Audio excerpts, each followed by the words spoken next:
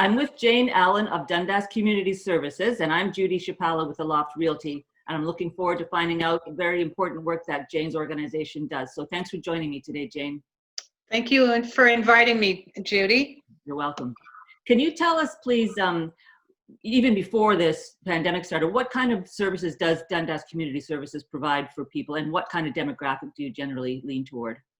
Okay, so we really provide what I call the soft services that keep seniors in their homes independently.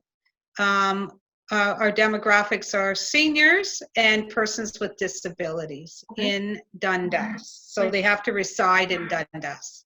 Okay. And how long has it been then? It's a long time for DCS. We've been serving the community of Dundas since 1972. So we're in our 48th year. Right. Okay. Of serving the community. Yeah. Long time, Judy. Yeah. And I think a lot of people know where you are, but you are in, for those of us that grew up in Dundas, you're in the old Grafton Square where the Grafton store used to be.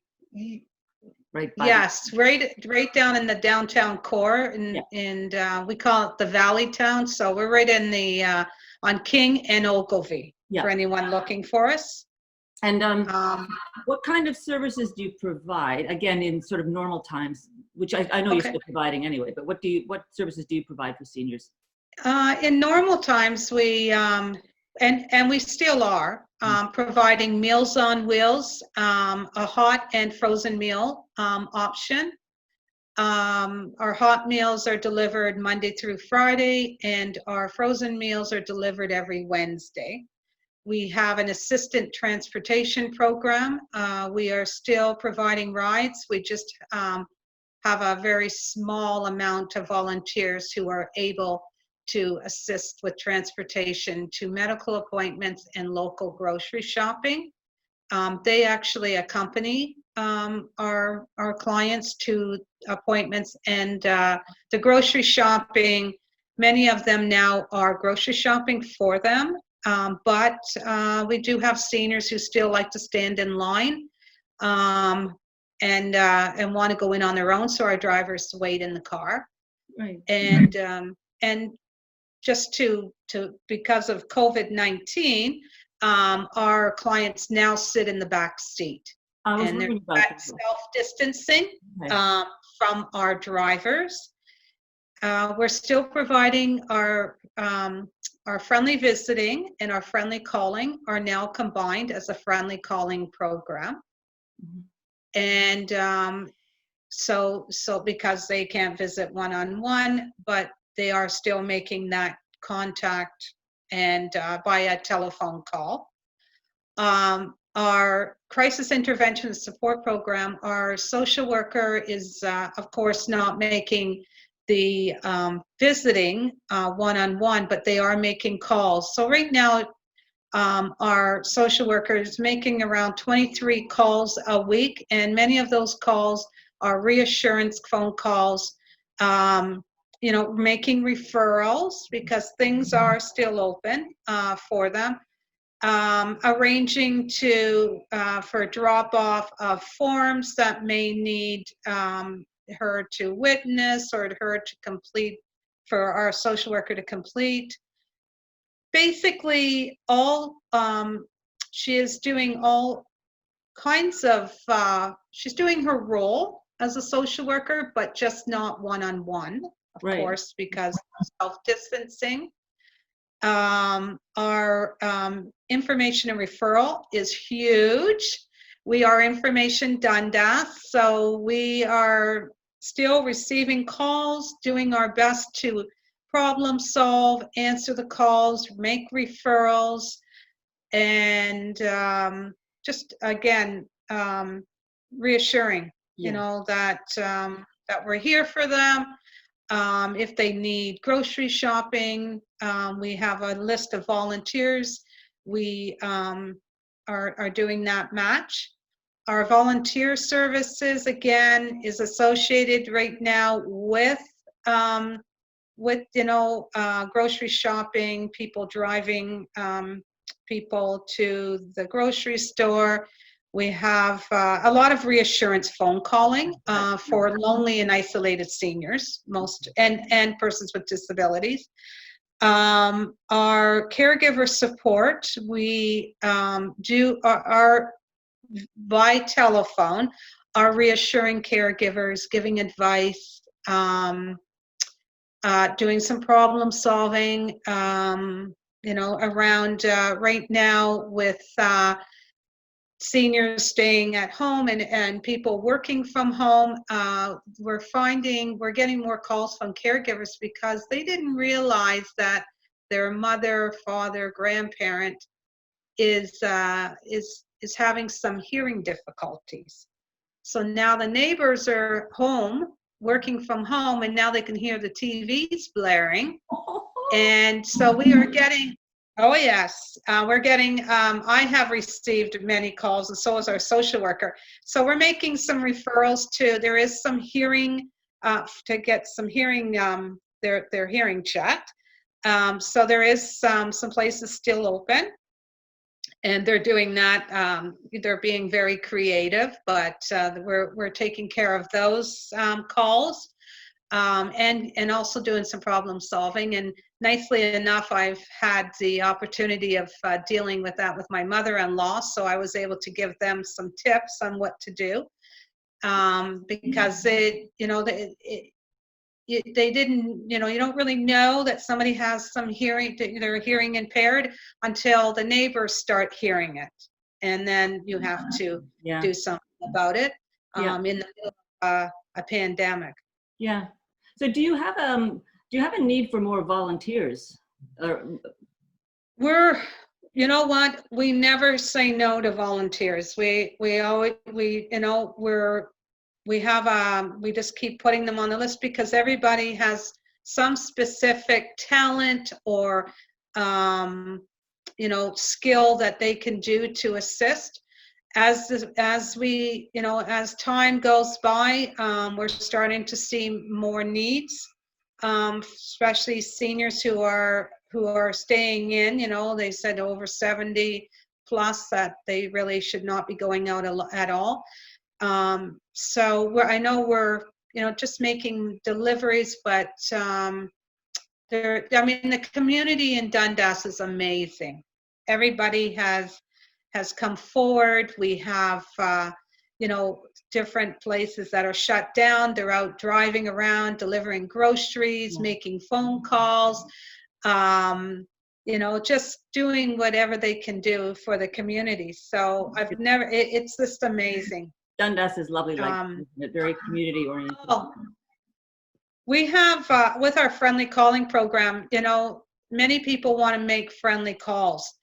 And I know we do have a policy and procedures, but we've had to kind of throw that out the window right now because there's so many people who just need that reassurance. They're lonely and they can't get out. Yeah. So, but we have taken on a few long-term clients that are going to stay on the program. So they're not just, temporary. We've taken on some full-time ones who want to continue this long after we're, the pandemic, which, anyways, they want to do it on a full, be a full-time volunteer. So yeah, it's a lovely feeling. I mean, as you know, I was doing the Meals on Wheels, and it's something, you look forward to it, and especially if you see the same people, and it's just nice to sort of do your thing. But I saw your note that the annual seniors fair, of course, is canceled. That was going to be in June, and yes, and I are on the same committee for the Dundas Seniors Day, and I spoke to the golf club, and they don't know what they're doing yet, which is not surprising. That if in fact we're able to have that event in September, it probably won't be at the 200-person capacity as it was in the past, but no, we'll have to play that. Like a lot of things we're just playing things by ear and seeing what happens, aren't we? Absolutely. And I mean, the fair, we had to make a decision because there's always over 200 people, and who knows what it might be this year. So it is too large of a crowd.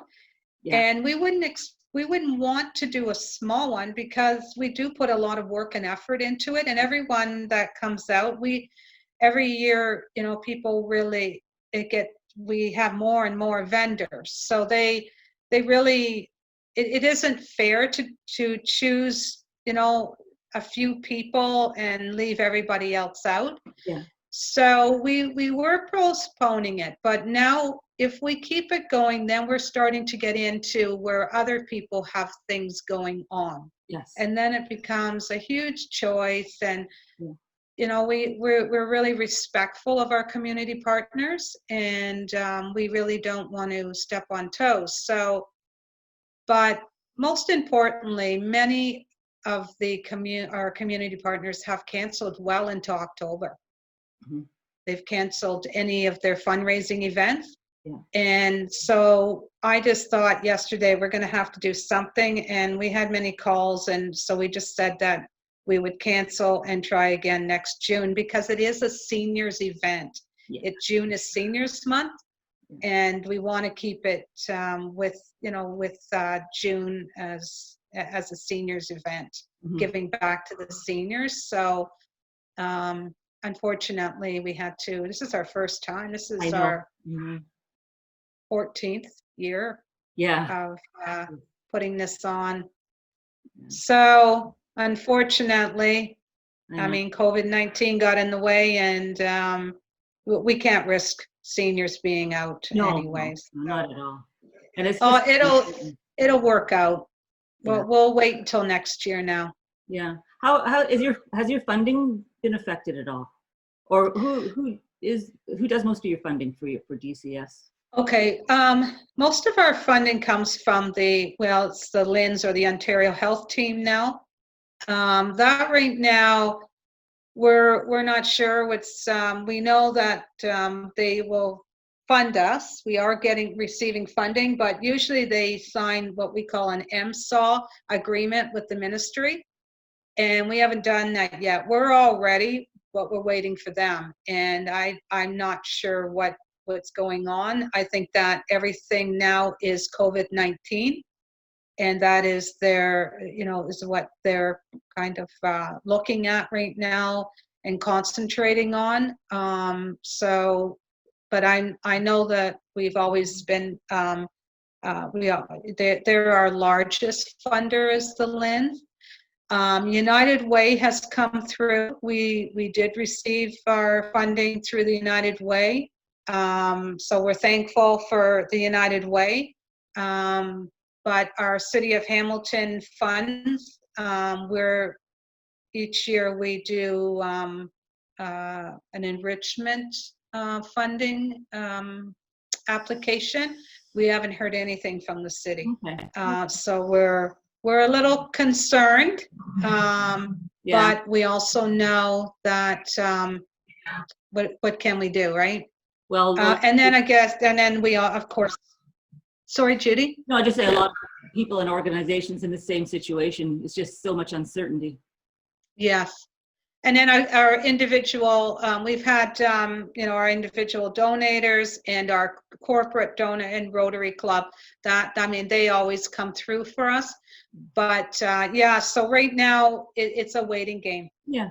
And if anybody wants to contact you, either to donate or perhaps they know someone that could use your services, or they want to volunteer or know someone that wants to volunteer, how can they contact you, Jane? Well, they can contact me atjallen, ALLEN, at dundascommunityservices.com. Or we do have an email address through the agency, but I would prefer that they contacted me. Okay. Because I can get those. Sorry. They can leave a message as well, and you pick up phone messages, right? Yes. They can email me or leave a message, and I'll contact them right away. What's your phone number there? 905-627-5461. I will put that up after the video as well, the credits. But is there anything else you'd like to share before we go? No, that we are, we're here in the community. We're, if anybody wants to call, most importantly, if they have a neighbor or family member that needs assistance, they need to call us. We are doing our best with social media. on Facebook. We're on Instagram. We have our website. We are doing our best to get the message out there, but we really need to hear from those seniors who are isolated in their homes and they need help and they don't know who to turn to. They need to turn to us. Fantastic. And then we can let our community partners know if we can't help them, we can refer them out. So that is really my important message. That's an excellent message. If anybody Thank knows you. someone who's struggling, they can just contact you. Okay, that's wonderful. Yes. Thank you so much, Thank you, Jane. Judy. Yeah, thank you. It was a pleasure. Thank you. It's so nice to see you. Yeah, you Keep too. well. You too. Take care.